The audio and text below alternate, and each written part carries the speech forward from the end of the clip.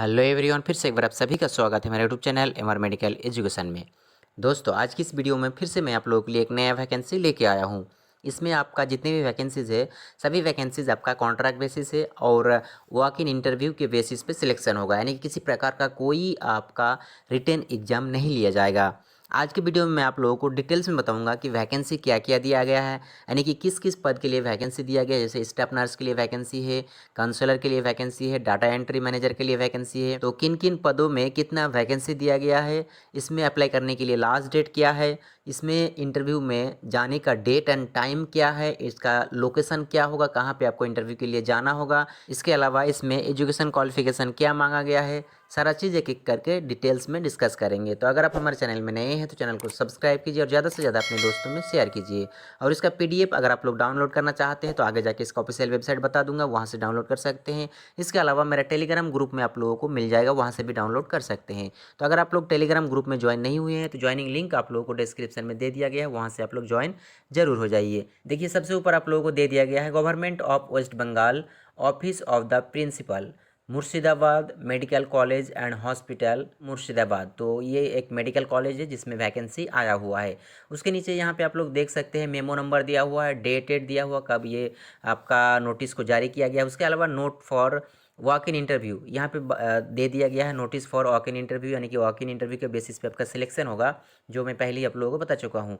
उसके नीचे यहाँ पे आप लोगों को दिया गया है एक बॉक्स, इसमें आपको डिटेल्स में बताया जाएगा सारा चीज़ वैकेंसीज़ के बारे में। तो सबसे तो पहले आपका serial number, name of the post, number of the post, qualification, maximum age और आपका यहाँ पे इमोलूमेंट्स, यानी कि आपका सैलरी कितना दिया जाएगा, वो सारा चीज़ यहाँ पे दिया हुआ है।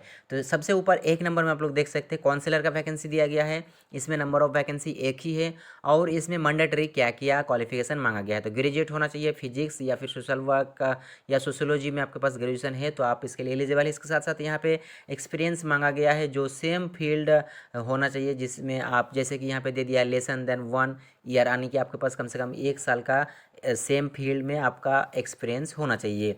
प्रेफरेबल में बताया गया है master in psychology, social work या सोशियोलॉजी। अगर आपके पास इसमें मास्टर्स किया हुआ यानी कि एमएससी या एमए किया हुआ है तो आप इसके में प्रेफरेबल होंगे, आपको ज़्यादा प्रेफर दिया जाएगा। उसके बाद यहाँ पे जो एज लिमिट दिया गया है मैक्सिमम तो 50 ईयर्स, यानी कि 50 साल तक आप इसमें अप्लाई कर सकते हैं। उसके बाद 50 साल के बाद आप अप्लाई नहीं कर पाएंगे। उसके बाद यहाँ पे सैलरी जो दिखाया गया आप लोगों को 20,000 पर मंथ के हिसाब से सैलरी यहाँ पे दिया जाएगा। सैलरी भी अच्छा खासा है, यानी कि आप अपने घर से अगर आपके एरिया में काम जॉब करते हैं तो 20,000 सैलरी भी आपके लिए बहुत ही अच्छा होगा। उसके बाद यहाँ पे जिसका इंतजार था स्टाफ नर्स का वैकेंसी आप लोगों को दिखाया गया है। इसमें कुल एक ही पद है, यानी कि एक ही स्टाफ नर्स के लिए वैकेंसी दिया गया है। यहाँ पे मैंडेटरी एएनएम होना चाहिए आपके पास, एक्सपीरियंस होना चाहिए या फिर सेम फील्ड में अगर आपके पास 1 साल है या 2 साल है या 3 साल आपके पास एक्सपीरियंस है तो आपको प्रेफरेंस मिलेगा। प्रेफरेबल यहाँ पे जो डिग्री मांगा गया है जीएनएम बीएससी नर्सिंग अगर आपके पास है तो आपको प्रेफरेंस मिलेगा। अगर आपके पास बीएससी नर्सिंग है तो सबसे पहले आपको प्रेफरेंस दिया जाएगा। यहाँ पे भी जो एज लिमिट है 50 ईयर्स यानी कि 50 साल दिया गया और सैलरी आप लोगों को 20,000 रुपया पर मंथ के हिसाब से दिया जाएगा। उसके बाद तीसरे नंबर में आप लोगों को दिखाया गया है data entry manager. Data entry यानी कि डाटा मैनेजर का एक ही पोस्ट दिया गया है, इसमें ग्रेजुएशन मांगा गया है और अगर आपके पास कंप्यूटर का नॉलेज है तो आप इसमें एलिजिबल है। और इसमें भी आपका एक्सपीरियंस मांगा गया है, सेम फील्ड में अगर 1 साल का एक्सपीरियंस है तो आप इसके लिए एलिजिबल है। और प्रेफरेबल कोर्स के लिए आपके पास यहाँ पे हायर क्वालिफिकेशन मांगा गया है, अगर ग्रेजुएशन से भी ज़्यादा क्वालिफिकेशन आपके पास है, मास्टर्स है, तो आप इसमें आपको प्रेफरेंस दिया जाएगा। इसमें जो आपका एज लिमिट दिया गया है 40 ईयर्स यानी कि 40 साल तक आप इसमें अप्लाई कर सकते हैं। 15,000 पर मंथ के हिसाब से आपको सैलरी दिया जाएगा।